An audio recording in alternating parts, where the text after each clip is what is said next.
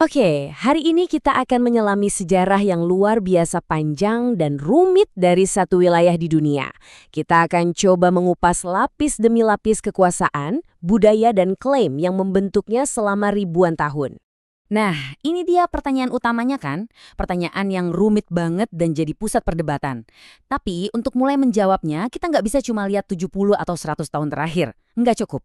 Kita harus mundur jauh banget ke belakang. Betul sekali, 11.000 tahun.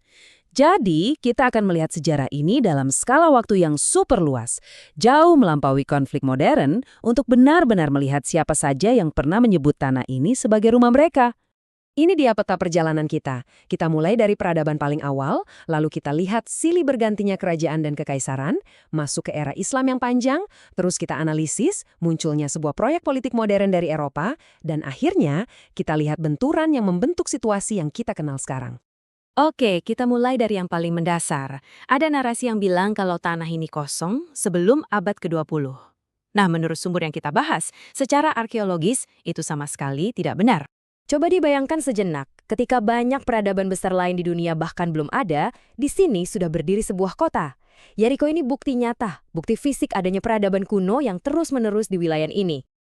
Dan kalau kita bicara soal siapa penghuni awal yang tercatat dalam sejarah, inilah mereka, bangsa Kanaan. Mereka yang pertama membangun kota-kota besar di sini, bahkan menciptakan sistem tulisan alfabet. Mereka mendiami wilayah ini hampir selama 2000 tahun. Sekarang, ayo kita lompat ribuan tahun ke depan, melewati berbagai kekaisaran untuk lihat foto demografis tanah ini tepat sebelum konflik modern meledak. Angka ini krusial banget. Pada tahun 1914, 94% populasi di sini adalah orang Arab, baik Muslim maupun Kristen. Ini jelas banget menunjukkan kalau tanah ini padat penduduk, bukan ruang hampa yang menunggu untuk diisi. Oke, sekarang kita masuk ke era di mana tanah ini jadi rebutan kekuatan-kekuatan besar. Sebuah pola penaklukan dimulai di sini, dan polanya akan terus berlanjut selama ribuan tahun. Nah, disinilah muncul kerajaan Israel di bawah Raja Daud dan Salomo yang membangun bait suci pertama di Yerusalem. Ini adalah periode yang sangat-sangat penting dan menjadi dasar klaim historis komunitas Yahudi atas tanah ini. Tapi, penting juga untuk dicatat, periode kerajaan ini sebenarnya hanya berlangsung beberapa ratus tahun. Dan slide ini dengan jelas menggambarkan apa yang terjadi selanjutnya. Setelah kerajaan-kerajaan Israel runtuh, tanah ini hampir tidak pernah merdeka lagi. Wilayah ini cuma jadi provinsi dari satu kekaisaran besar ke kekaisaran besar berikutnya, terus-menerus selama lebih dari 1000 tahun. Jadi, dari mana sih nama Palestina itu berasal?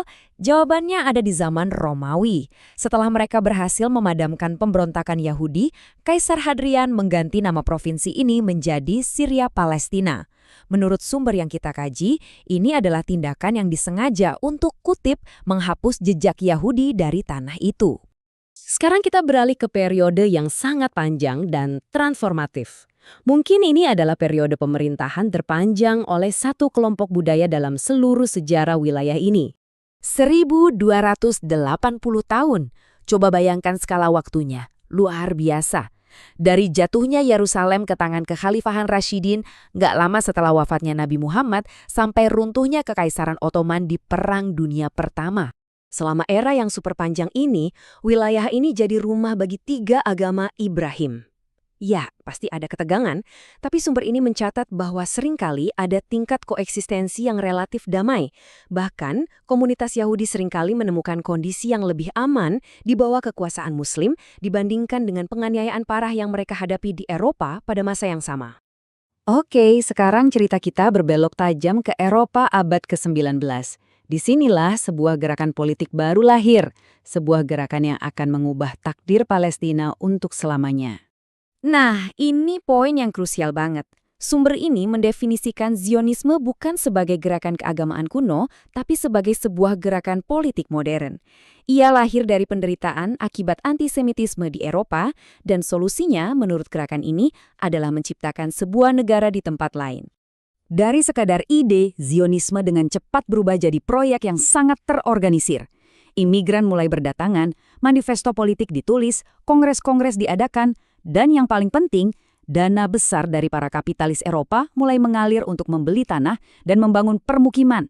Ini adalah proyek kolonisasi yang terencana. Dan disinilah semua benang sejarah yang kita urai tadi mulai bertabrakan. Kita masuk ke era Perang Dunia Pertama, di mana janji-janji yang dibuat oleh kekuatan imperial akan meletakkan dasar bagi konflik yang belum selesai sampai hari ini. Ini adalah sebuah pengkhianatan yang luar biasa.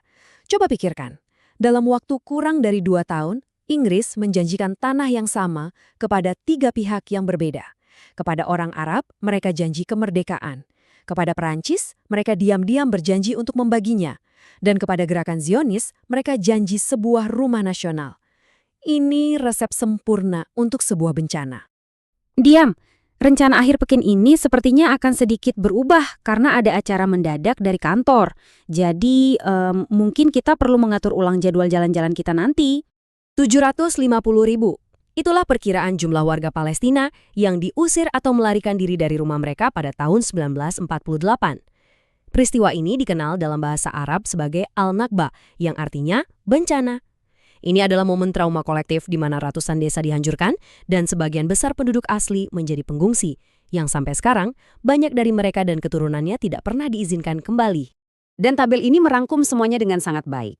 Kalau kita lihat 11.000 tahun sejarah dalam satu bagan, jadi jelas banget bahwa tidak ada satu kelompok pun yang punya klaim kepemilikan eksklusif yang tak terputus. Tanah ini telah menjadi rumah bagi begitu banyak orang dan dikuasai oleh begitu banyak kekuatan. Dan ini membawa kita kembali ke pertanyaan awal, tapi sekarang dengan pemahaman yang jauh lebih dalam. Sejarah menurut sumber ini tidak menawarkan jawaban yang gampang atau klaim tunggal yang mutlak. Justru sebaliknya, sejarah mewariskan kita pertanyaan yang jauh lebih sulit. Pertanyaan tentang keadilan, tentang hak asasi, dan tentang bagaimana masa lalu yang begitu rumit ini harus membentuk masa kini dan masa depan bagi semua orang yang menyebut tanah ini sebagai rumah mereka.